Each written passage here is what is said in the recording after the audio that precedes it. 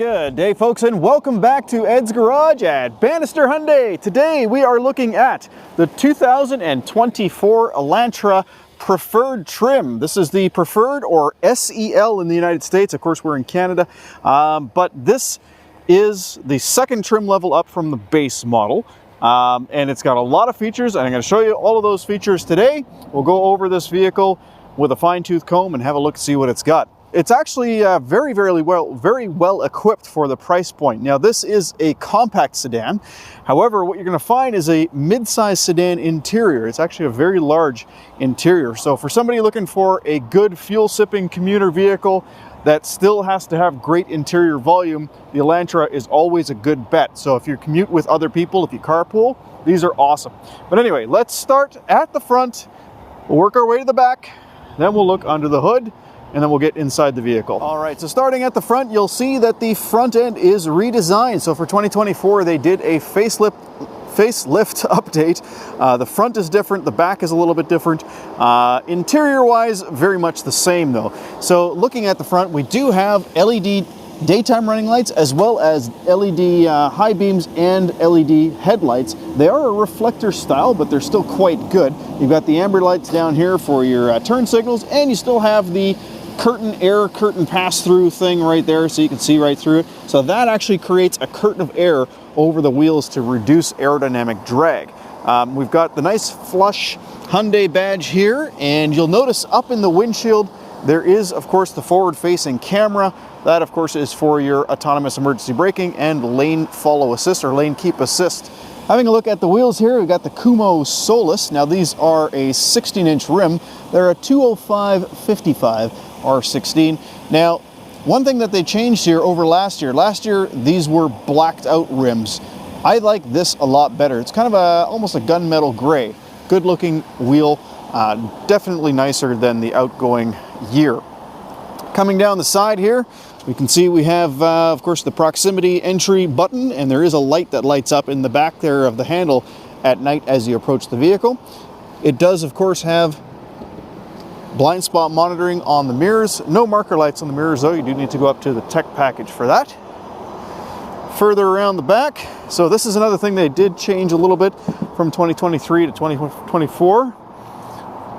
Coming around the back here, just regular incandescent tail lights. Of course, this is just the Preferred trim or SEL trim. And of course, you'll see this whole back piece has changed over last year as well. Right above the flush Hyundai badge is the backup camera, and then a button to open the trunk. Now, that's not the only way to get into the trunk. There is another way. Keep in mind, even though this vehicle has an entry-level price, it certainly isn't entry-level features. And what I mean by that is, check this out. If I walk up to the back of the vehicle, you'll notice the light starts flashing and there's a beeping. I don't know if you can hear the beeping, but the trunk actually just opened up on its own because I have the key with me. How cool is that? Lots of room in the trunk. This is a very large trunk. You do have a folding rear bench. However, it's not a 60/40. It's just the entire rear bench goes down. So you pull the little handles here, put the bench down. Underneath the floor on this one, we do still have a spare tire, as you can see there, with a jack. Now, one cool feature with this vehicle, check this out. Here is, nope, that's not the key. That's my key. That is the key. All right, here is the key fob. Watch this. If I hold the unlock button down, check it out. The front window just went down. Now, it is just the front driver window, and you can't put it back up, unfortunately, with the key fob. Here, as try as I might, it won't go back up. Now, that is, of course, a safety thing. You know, they don't want people getting snagged in there if you're not looking at the car and it's going back up or whatever. But anyway, it's kind of cool to be able to open up the window. Now, it does also have remote start. And one nice thing about the remote start is that when you start the car with the remote fob and then walk up and open the door and then get into the car, it actually picks up your presence and comes alive. You don't actually have to press the start button again. But let's pop the hood and have a quick look under the hood. All right, under the hood of the 24 Elantra is a 2-liter 4-cylinder. It's 147 horsepower, mated to an IVT transmission. So it's a variable transmission. It's actually been really good for Hyundai though. That combination, that SmartStream 2-liter and that IVT transmission, make for some spectacular fuel economy. I regularly have customers reporting less than 6 liters per 100 kilometers on this non-hybrid vehicle. So it is really, really fuel efficient. Now the actual rating, I believe, is 6.7 liters per 100K, but yeah, people tend to do better than that all the time on these. So yeah, really, really, really efficient. Easy to maintain. Everything is, close proximity to the top of the engine, and there's actually a decent amount of space around it. There is lots of insulation on the hood and the firewall, making this vehicle quite quiet. I mean, you can hear the engine quite a bit right now. However, when I close the hood and sit inside the car, you can barely hear it. It's really, really quiet. Okay, speaking of the inside of the car, so here we are in the back seat. Now, I am 6'2". I've got a 50-50 distribution in my body here. I don't have a long torso or long legs. But as you can see, with my sort of normally lengthed body, I fit just fine. I've got about an inch above my head and a couple of inches in front of my knees, with the front seat placed where I would drive. So as I mentioned, this is a pretty big cabin. I can slide my feet underneath the front seats, and I've also got back here a couple of USB-C ports that are backlit, so at night you can see those ports quite easily. And I've also got a nice hard seat back on both of the front seats, so I don't have to worry about bothering the driver. The doors themselves, you'll notice, unfortunately, while they do have armrest, they are solid, and there's no armrest in the center of the back seat. For that, you do need to go to a more premium model.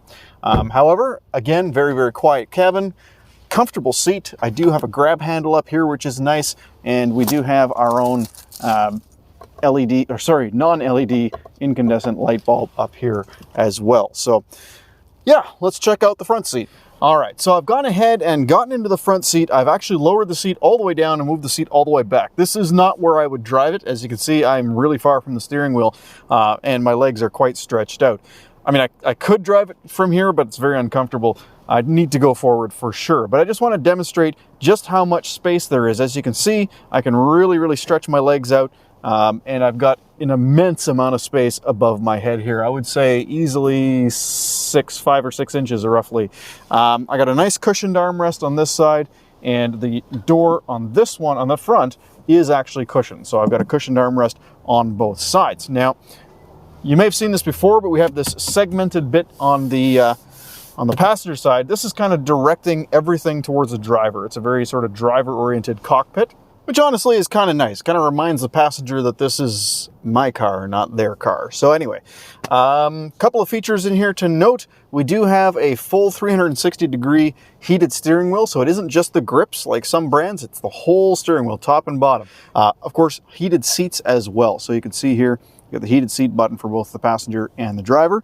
And then last thing on the seats, by the way, the driver's side does have height adjustment, the passenger side does not. As for the rest of the features, we'll start at the far left here and make our way to the right. So we got our dimmer switch, our traction and stability control button. It is tilt and telescopic steering.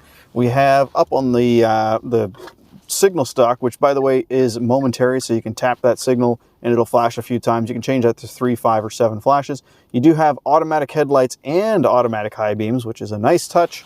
On the right hand side, it's just a typical windshield washer stock, nothing special. On the steering wheel, you have buttons for your multimedia system. So all of these are designed to control only that screen. They don't do anything else. These don't do anything with that screen. They don't do anything for the drive. They're just multimedia buttons, nothing else. Keep things simple and understandable. On this side here, we have controls for our cruise. So it's cruise on, increase speed, decrease speed, and then pause or resume. And then these two buttons control that little screen, which we'll go over in a bit. This one is your lane keep assist. So you can turn that on at any time. And what it'll do is it'll put a little steering wheel on the screen here. And when that turns green, that means that the car can steer itself to some degree, obviously not around sharp corners. The one next to it is the regular sort of lane keep assistance. That one will pinball off the lanes. This one, the steering wheel will really, really keep you centered. And as a matter of fact, you can turn them both off by holding this button. And then of course you can turn off the lane centering just by pressing it. But by default, lane centering will be off. Lane keep will be on. But the nice thing is you can use that even when you're not using cruise control. All right, looking down at the console, we have two buttons here. We got our drive mode button and our button for the camera. So if I press that, I can actually turn on the backup camera when we're not moving or when we're going forward slowly. But otherwise, it does come on, of course, when you put the car in reverse. But check this out. You got these nice dynamic steering lines. Everything is very high resolution. Check that out. You can see that mesh fence behind us easily. Even out to the outsides, it still remains quite clear.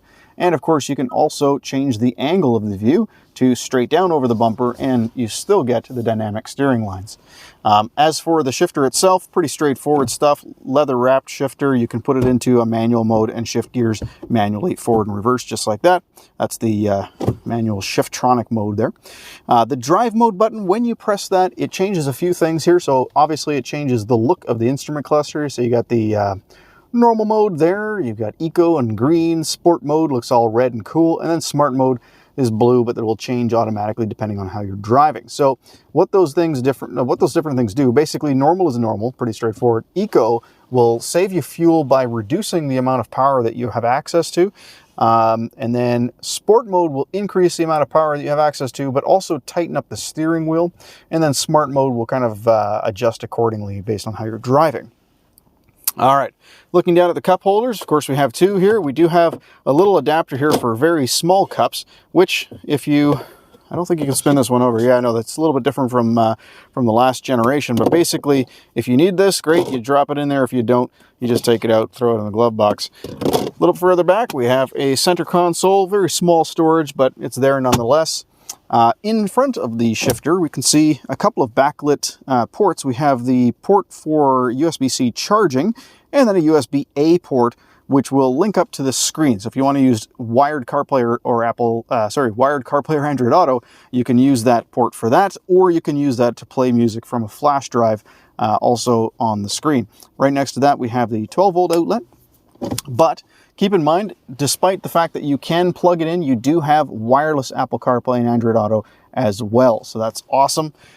Right above those, we have the buttons for the heated seat, heated steering wheel, turning on your AC, recirculation. I believe, yes, when you put the windshield washer on, it'll actually turn on recirculate for a period of time so you don't have to smell the washer fluid. Rear defrost is there, and then of course your heat control, fan control, front defrost, that sort of thing. Pretty simple, straightforward stuff. Glove box right there, reasonable size, it's not huge, but it's not small either. You'll notice both of the doors do also have bottle holders. All right, so let's touch on this little screen here real quick. So I'm going to use these two buttons to basically manipulate that screen. The top button will cycle to the right, so you can see here along the top edge of the screen, it cycles from left to right.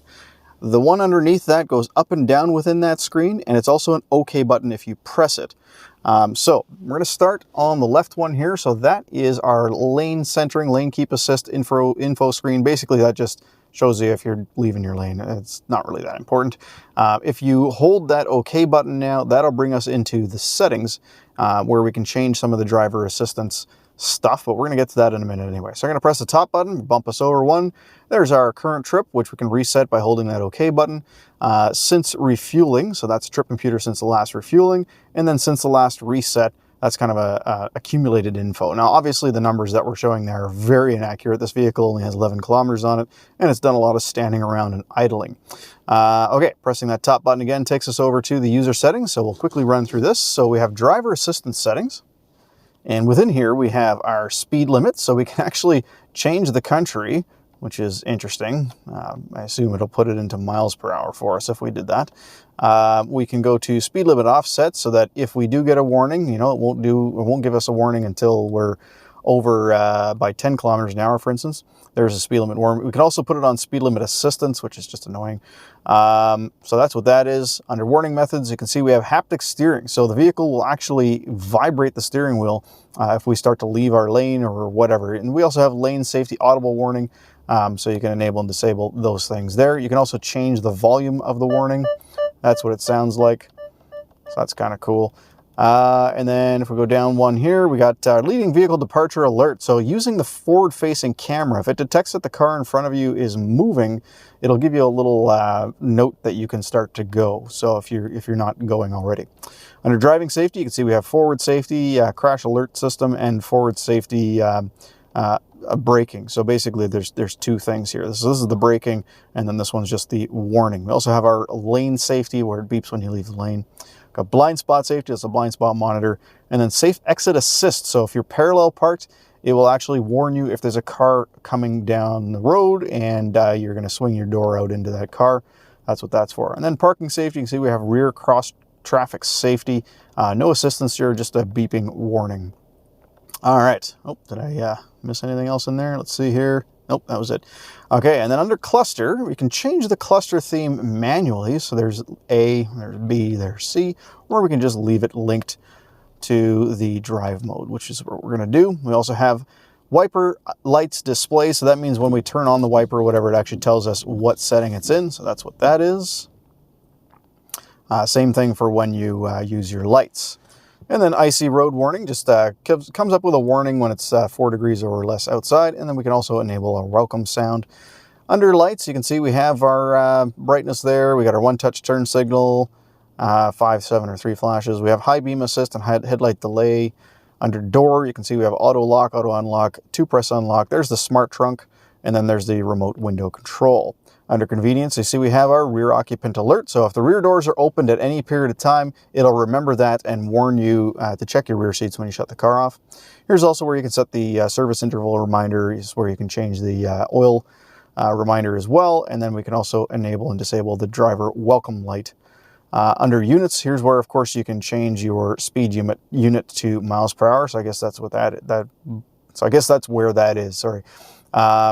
And then, of course, fuel economy unit, tire pressure unit, that sort of thing. And then we can reset everything from here as well. All right, pressing that top button one more time takes us into the tire pressure monitor, which will show us PSIs on all 4 tires as we drive. And that's pretty much it for that screen. Now we're back to this one once we press that button one more time. Okay, so having a look now at a bunch of other stuff. Before we get to this screen here, just really quickly touch on this. So the headliner control center here, you've got your map lights, of course, all the lights on when the doors open, and then all the lights off. And then each of the sun visors has a mirror, and each one has a light, and they both slide out, which is nice. All right, so let's get to this screen. So wireless CarPlay and Android Auto. You do have some hard buttons here: volume, tuning, radio media, and a customizable button. So this customizable button is a little different than the one on the steering wheel. This one here, if we press it the first time, you can see it allows us to set that to voice memo, change hands-free calling device, reject phone calls and stuff. We always put that to home because there's no home button anywhere here except for on the screen. But when you're in Android Auto, Apple CarPlay, having that custom button on the steering wheel is a quick way to get back to this home screen. And then this one, we always set that to phone projection, so it's a quick and easy way to get back into CarPlay Android Auto. But anyway, let's talk about the screens here. So we have our radio, which we're going to turn the volume down right away. If we open that up, go to full screen, you can see it does have HD radio. You have all of your presets here, so AM and FM presets, and you can just add a preset by putting a little star in there. Pretty simple. So that's it for the radio. Not really much to talk about. We also have our phone menu, media menu, and setup. So phone is obvious. Media is just where music's coming from. So whether it's AM, FM, Bluetooth audio, USB music, Android Auto, or Apple CarPlay. If we go to all menus here, you can see we have, there's a phone projection again. We do have quiet mode, which is cool. So that will shut off the rear speakers completely and limit the volume in the front speakers. We have a quick access to the user guide. And one thing I want to show you actually, the user guide, if we go into the radio and then up into menu, and then slide up, we can actually go to user manual at web. If we scan that, it'll take us to the user manual, but it'll also take us to the page that talks about the radio in the user manual. So a really cool way of quickly getting to the user manual. So there's nothing else in here than what you see. You can't slide left or right. This is it. So voice memo basically records your voice. You play it back later. And then radio takes you to radio. If we go into the setup, here is where you can enable some pretty cool things like the startup volume limit, the speed-dependent volume control, the position of the audio, the tone of the audio, guidance levels, radio noise, driver assistance warning levels. You can actually even lower the volume when you put the car into reverse. And then, of course, the volume levels for Apple CarPlay and Android Auto. But under display, check this out, we have auto adjust brightness, so that'll just based on how bright it is outside. But we also have blue light filter, which we're going to enable. We can put that on level 5, and that's automatic, so if it gets dark out, it will filter out blue light. Love that feature. There's where you can change your buttons again, and under general is where you can actually do things like update the software. And then Wi-Fi is just where you can disable the Wi-Fi setting for CarPlay and Android Auto. And then under climate, you can see here's our air recirculation upon windshield washer fluid use, and automatic ventilation switches to fresh air ventilation to decrease humidity after an extended use of recirculated air. And you can also schedule the ventilation as well. So if you want it to kind of dry out the vents, if you've been using like AC for a while, for instance. And that pretty much covers it for the 24 Elantra Preferred. SEL, whatever you want to call it. Thank you so much for watching, guys. If you have any questions or comments, don't forget to leave them below, and don't forget to like and subscribe if you found this video helpful at all. If you didn't find it helpful, comment below as to why, and if you did find it helpful, please hit that subscribe button. I'm really aiming for 20,000 subscribers this year, and I'm only at 11,300, so I got a long way to go. Again, thank you so much for watching. Don't forget to have yourself a great day.